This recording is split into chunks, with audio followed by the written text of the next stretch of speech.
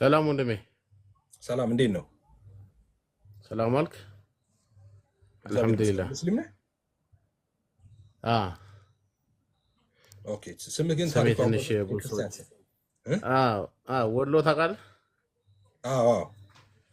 በአባቴ በኩል ክርስቲያኖች ናቸውና ኦኬ በእናቴ ወገን ደግሞ ሙስሊሞች ናቸውና የእናቴ ቤተሰብ ጋር ነው ያደግኩትና ለዛ ነው። ኦኬ። ጾም እንዴት ነው? ጾም ጥሩ ነው እና አብ ወልድ መንፈስ ቅዱስ ሶስቱም አምላክ ናቸው ትላላችሁ እናንተ አይደል? አምላክ ናቸው ትላላችሁ።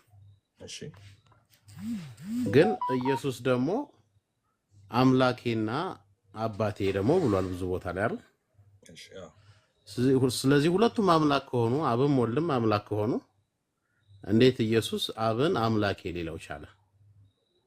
ይሄ ነው ጥያቄ። እሺ፣ ቆንጆ ጥያቄ ነው። ኢየሱስ አምላክ ነው? አዎ አምላክ ነው። አብ አምላክ ነው? አዎ አምላክ ነው። መንፈስ ቅዱስ አምላክ ነው? አዎ አምላክ ነው። ሶስት አምላክ ነው? አይደለም፣ አንድ አምላክ ነው። አንድ አምላክ ራሱን በሶስት አካል የገለጠ ስለሱ በኋላ እነግርሃለሁ። እኛ አምላክ የምንለው ለምሳሌ አብን አምላክ፣ ወልድን አምላክ፣ መንፈስ ቅዱስን አምላክ እንላለን። አምላክ አምላክ አምላክ ብላችሁ ግን አንድ አምላክ ትላላችሁ ክርስቲያኖች። ምንድነው እንደዛ የምትሉት? አንድ እንደዚህ አምላክ አምላክ አምላክ ብላችሁ አብን አምላክ፣ ወልድን አምላክ፣ መንፈስ ቅዱስን አምላክ ብላችሁ ስታበቁ አንድ አምላክ ነው፣ ሶስት አምላክ አናመልክም ትላላችሁ። ሶስት አምላክ ትራይቲዝም ነው፣ እኛ የምናመልከው አንዱን አምላክ ነው የምናመልከው ትላላችሁ። ምንድን ነው? አብን አምላክ ኦፍ ኮርስ አብ አምላክ ነው፣ ፉሊ ጋድ ነው። ወልድም ልክ እንደዛው አምላክ ነው። መንፈስ ቅዱስም አምላክ ነው። አምላክ አምላክ አምላክ። ካዲያ እንዴት ነው አንድ አምላክ የሚሆነው ካልከ፣ ይሄ ኔቸር የምንለው ባህሪ ማለት ነው፣ ወይም ደግሞ ኢሰንስ ማለት ነው፣ ወይም መለኮት ስንል ከሰማህ ማለት ነው። ያ ኢሰንስ አንድ ነው፣ መለኮት አንድ ነው። ያ አንዱ መለኮት በአብም በወልድም በመንፈስ ቅዱስም ያለው ያ አንዱ መለኮት ነው። ያን አንድ መለኮት ነው። ኦኬ፣ በሶስቱ አካላት ውስጥ ሆኖ የሚኖረው። ከዛ የተነሳ ነው አብን አምላክ፣ ወልድን አምላክ፣ መንፈስ ቅዱስን አምላክ የምንለው። ሶስት አምላክ ለምን አይሆንም? ለምን አንድ አምላክ ይሆናል? ምሳሌ ልስጥ። በምድር ላይ ስንት አይነት ሰዎች ስንት ሰዎች አሉ? ስንት ሰዎች ብዛት ስንት ሰዎች አሉ ይመስላል? ወደ 8 ቢሊዮን ቢሊየንስ ሰዎች አሉ። ትክክል። ስንት ሰውነት አለ በምድር ላይ? ስንት ሰውነት አለ? የሰውነት ባህሪ ስንት ነው? አንድ ነው። አንድ ነው አይደለ? ስለዚህ አንድ የሰውነት ባህሪ አለ። ኦኬ። ከዛ በኋላ አንድ ሰዎች የሚወለዱ ሰዎች ሁሉ ያንን አንዱን የሰውነት ባህሪ ሼር ያደርጋሉ። ፉል ሼር ያደርጋሉ። እኔ ሼር አደርጋለሁ፣ አንተ ሼር ታደርጋለህ። እዚህ የሚመለከቱን ሁሉ ያንን አንዱን የሰውነት ኢሰንስ ሼር ያደርጋሉ። ከዛ የተነሳ አንተም ሰው ነህ፣ እኔም ሰው ነኝ፣ እንትናም ሰው ነው፣ አየለችም አበበችም ሰው ነች። ግን ሰውነት ስንት ነው? አንድ ነው። ሰውነት ስንት ነው? አንድ ነው። ያንን አንድ ኢሰንስ ሼር ስለምናደርግ ነው ሰዎች የምንባለው። አበበ አየለ ምናምን ብለህ ስታበቃ ሰው ሰው ሰው ሰው ትልና ሰውነት ግን አንድ ነው ትላለህ። ኦኬ። ልክ እንደዚህ አሁን ምሳሌ የሚሉት ነገር አለ። ምሳሌ ፐርፌክት አይደለም፣ ለተጠቀምኩበት ዓላማ ብቻ ከያዝከው ዓላማ እንትኑን ፐርፌክት ምሳሌ ነው እየሰጠ ያለው። ሶ አብን አምላክ፣ ወልድን አምላክ፣ መንፈስ ቅዱስ አምላክ ምንለው ያን አንዱን መለኮት ፉሊ ሼር ስለሚያደርጉ ነው። ወይም ያ አንዱ መለኮት በሶስቱ አካላት ውስጥ ህልው ሆኖ ስለሚኖሩ። ስለዚህ ሶስት አካላት እንላለን፣ ግን አንድ አምላክነት ነው ያለው። የአምላክነት ባህሪ ስንት ነው? አንድ ነው። የአምላክነት ኢሰንስ ስንት ነው? አንድ ነው። ያንን ኢሰንስ ሶስቱ አካላት ፉሊ ሼር ስለሚያደርጉት በዛ ምክንያት አምላክ አምላክ አምላክ እንላለን። አየለ፣ አበበ፣ ፋጡማ፣ መሐመድ፣ ከበደ እንደዛ ብለን ሰዎች ሰዎች ሰዎች እንላለን አይደለ? ግን ሰውነት አንድ ነው። ያን የሰውነት ኢሰንስ ነው ፉል ሼር የሚያደርጉት። ከዛ የተነሳ ነው ፐርሰኖቹን አበበ፣ አየለ፣ መሐመድ እያለን የምንጠራቸው ማለት ነው። ኦኬ። ሶ ከኢሰንሱ የተነሳ ከዛ ኢሰንስ የተነሳ አብ አምላክ፣ ወልድን አምላክ፣ መንፈስ ቅዱስን አምላክ እንላለን። ሶስት አማልክት ሊሆን የሚችል የነበረው ያ አንዱ ልብ ብለህ ስማኝ፣ ያ አንድ ኢሰንስ እያለ የምንጠራው የአብ የራሱ መለኮት ቢኖረው ወይም የራሱ የብቻው ኔቸር ቢኖረው፣ ወልድም የራሱ የብቻው ኔቸር፣ መንፈስ ቅዱስ የራሱ የብቻው ኔቸር ቢኖረው ትራይቲዝም ሶስት አማልክት ነው። ነገር ግን አንድ መለኮት ነው ያለው። ያ አንዱ መለኮት በሶስቱ አካላት ውስጥ ሆኖ ይኖራል። ከዛ የተነሳ አምላክ አምላክ የምንለው ማለት ነው። ሶስት አካል እንላለን፣ አንድ መለኮት እንላለን። ሶ አምላክ ምንለው ከዛ የተነሳ ነው። አምላክ ብለን አንድ አምላክ ምንለው ሶስት እናርግ ብንልም ሶስት ሊሆን አይችልም። ለምን? ኢሰንስ አንድ ነው። የአምላክነት ኢሰንስ አንድ ነው። ኔቸሩ አንድ ነው። 2 3 4 መሆን አይችልም። ሊከፈል አይችልም። መለኮት አይከፈልም። ሶ አንድ መለኮት ነው ያለው፣ የሚከፈል አይደለም መለኮቱ። ያ አንዱ መለኮት በሶስቱ አካላት ውስጥ ልክ ሆኖ ይኖራል። ሶ ከዛ የተነሳ ነው አምላክ ብለን አንድ አምላክ ምንለው አንድ መለኮት ስላለ ነው። ኦኬ። ስለዚህ አምላክ ነው ኢየሱስ። ኦፍ ኮርስ አምላክ ነው ኢየሱስ። ያው የስጉ ቃል ስም ነው።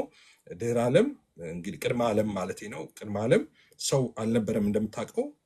ቅድመ ዓለም ሰው አይደለም፣ አምላክ ብቻ ነው ቅድመ ዓለም የነበረው።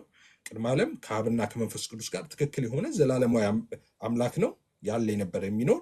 ድህረ ዓለም ግን የሰው ልጆችን ለማዳን ከድንግል ማርያም ስጋና ደም ተካፍሎ ተወለደ። የዛኔ ሰውነትን ገንዘቡ አደረገ። ፍጹም ሰው ፍጹም አምላክ ነው ኢየሱስ እንላለን። አምላክነቱን ትቶ አይደለም ሰው የሆነው፣ ቃል ስጋ ሆነ ነው የሚለው። ቃል ስጋ ሲሆን ቃልነቱን ትቶ አይደለም ስጋ የሆነው፣ ቃልነቱን እንደያዘ ነው ሰው የሆነው። ስለዚህ ኢየሱስ ስጉ ቃል ኢየሱስ ክርስቶስ ፍጹም ሰው ፍጹም አምላክ ነው ምንለው። ሶ አምላኬ ብለዋል። አዎ መጽሐፍ ቅዱስ ላይ በጣም በርካታ ክፍሎች ላይ የኢየሱስ ክርስቶስ አምላክና አባት የተባለ ተገልጠዋል። ወደ አምላኬ እያለ እሱም ተናግሯል። አምላክ አለው ወይ? አምላክ እንዴት አምላክ ይኖረዋል? አሁን ሚስ የምታደርጉት ታሪኩዬ ምን መሰለ፣ ትንሽ አሁን ስላሴን የማያምኑ ሰዎች ከትሪኒቴሪያን ውጭ ያሉ ሰዎች ሙስሊሞችም እናንተም ጭምር ማለቴ ነው፣ ምን ሚስ ታደርጋላችሁ መሰላችሁ? ብዙ ጊዜ የኢየሱስን ሰውነት ፈጽሞ ትረሱታላችሁ። ኢየሱስ ፍጹም ሰው ፍጹም አምላክ ነው። አሁን እኔ ኢየሱስ አንተ ኢየሱስ ምግብ በልቷል ብትለኝ አሜን ሃሌሉያ ነው የምልህ። ኢየሱስ ተኝቷል ስትለኝ የኔን ሃይማኖት ነው፣ ትክክል ሃይማኖቴ ነው። እንደዛ ነው እኮ ምናምነው የምናስተምረው። ፍጹም ሰው ፍጹም አምላክ። ኦኬ። ሶ በስጋው አምላክ ነበረው። አዎ በስጋው አብን ያመልክ ነበረ። ትክክል ሰው ነዋ። ሰውነቱ መርሳት የለብህም። አምላክም ነው ሰውም ነው። በአምላክነቱማ ይሰገድለት ነበር። በአምላክነቱ ይመለክ ነበር። በአምላክነቱ ሰው ሊያደርጋቸው ማይችሉ ነገሮች ያደርግ ነበር። አምላክ እንደመሆኑ ሰው እንደመሆኑ ደግሞ ይራብ ነበር፣ ይጠማ ነበረ። ኦፍኮርስ ተገደለ። በሶስተኛው ቀን ከሙታን ተለይቶ ቢነሳም ማለት ነው ሰው እንደመሆኑ። ስለዚህ አምላክ ነበረው። አብ አምላኩ ነው። አዎ በሰውነቱ አብ አምላኩ ነው። በመለኮቱማ ከአብ ጋር ትክክል ከአብና ከመንፈስ ቅዱስ ጋር ትክክል የሆነ ተመላኪ ነው እንጂ አምላኪ አይደለም። በሰውነቱ ግን ያመልክ ነበር። ኦፍኮርስ ሰው ስለሆነ ሰው እኛ ኢየሱስ የመጣበትን ኢንቴንሽን ማወቅ አስፈላጊ ነው። እነዚህ ሁሉ የሚተነተኑት ከዛ ተነስተው ነው። ኢየሱስ ለምንድን ነው የመጣው ወደ ምድር? ለምን መጣ ኢየሱስ? አሁን እናንተ ጋር ብዙ ጊዜ አምላክ እንደዚህ አይነት ጥያቄ ታነሳላችሁ። አምላክ ከሆነ አምላክ ለምንድን ነው ሰው የሚሆነው? ሰውን ለማዳን ለምንድን ነው ሰው መሆን የሚያስፈልገው? አምላክ ከሆነ አምላክ ሆኖ ለምን ሰውን ይቅር አላለው? ኦኬ። ሰው ሳይሆን ከድንግል ማርያም ሳይወለድ መሞት መሰቀል ሳያስፈልገው ለምንድን ነው አዳምን ያላነጻው? በቃ ይቅር ብያለሁ ብሎ ወደ ዘላለም ሕይወት። እንደዚህ አይነት ጥያቄዎች በርካታ ጊዜ ይነሳሉ። እንደዚህ ማለት ነው። ለምሳሌ እኔ የከፍተኛ ፍርድ ቤት ዳኛ ነኝ። በችሎት ተሰይሜያለሁ። የከፍተኛ ፍርድ ቤት ዳኛ ነኝ። የኔ ልጅ ለሞት የሚያበቃውን ወንጀል ሰራና መጣ። ለሞት የሚያበቃውን ወንጀል ሰርቶ መጣ የኔ ልጅ። እኔ ከፍተኛ ፍርድ ቤት ዳኛ ነኝ፣ ተቀምጫለሁ በችሎት። ልጄ ለሞት የሚያበቃውን ሞት የሚያስፈርድበትን ወንጀል ሰርቶ መጣ። እኔ በችሎት ተቀምጫለሁ። ምንድን ነው ማድረግ የሚገባኝ? ታሪክ ውስጥ ይመልስልኝ።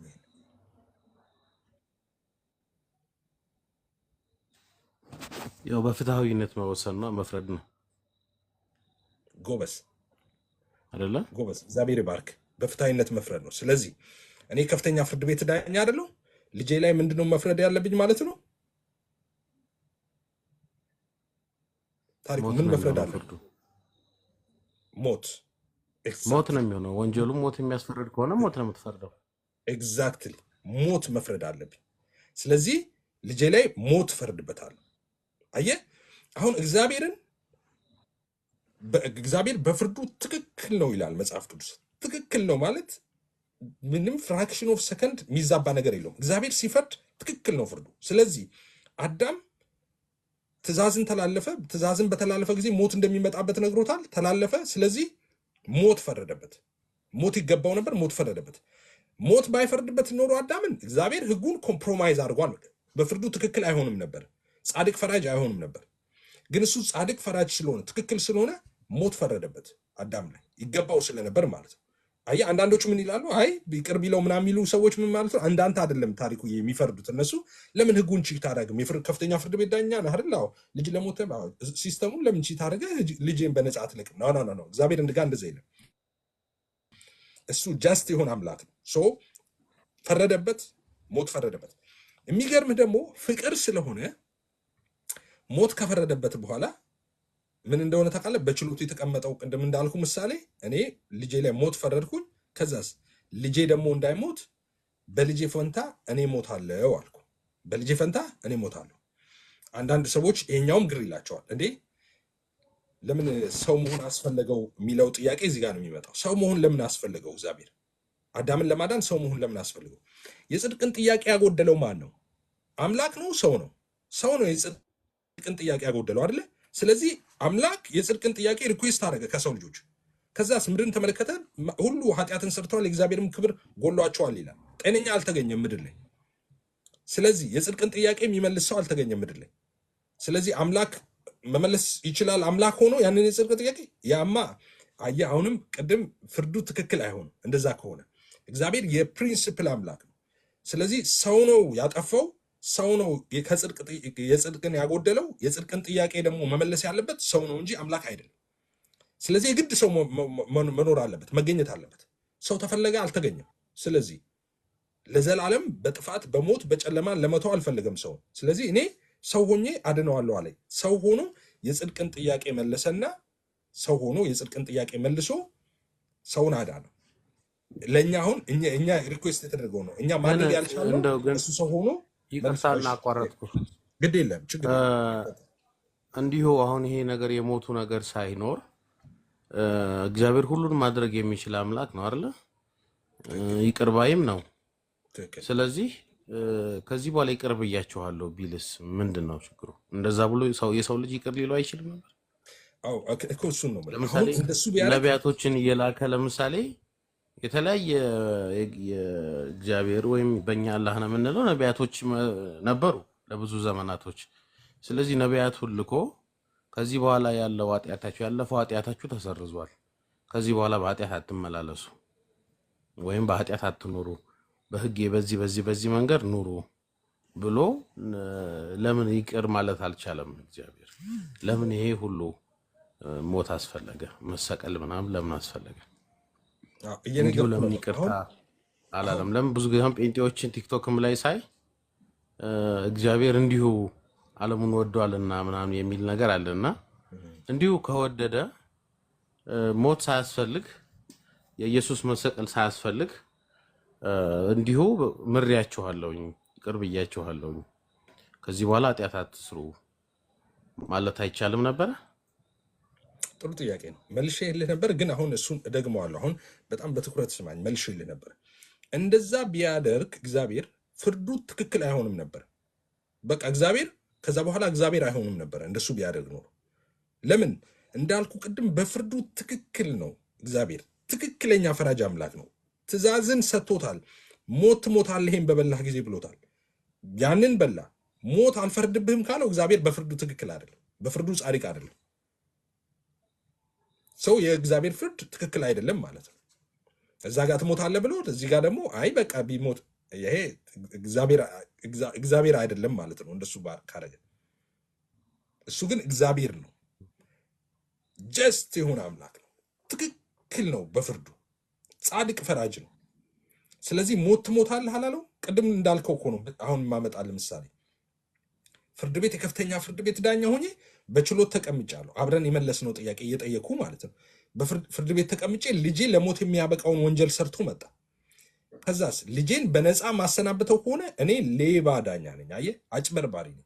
ህጉን አየህ ምን አድርጌዋለሁ ማለት ነው። ህጉን ቺት አድርጌ ነው። ኦኬ፣ ኮምፕሮማይዝ አድርጌ ልጄን በነፃ ሰደድኩት። ሌባ ዳኛ ነኝ እንደሱ ካደረኩ። ስለዚህ አሁን ለራሱ ላወጣው ህግ ታማኝ ነው ነው የምትለኝ? የስ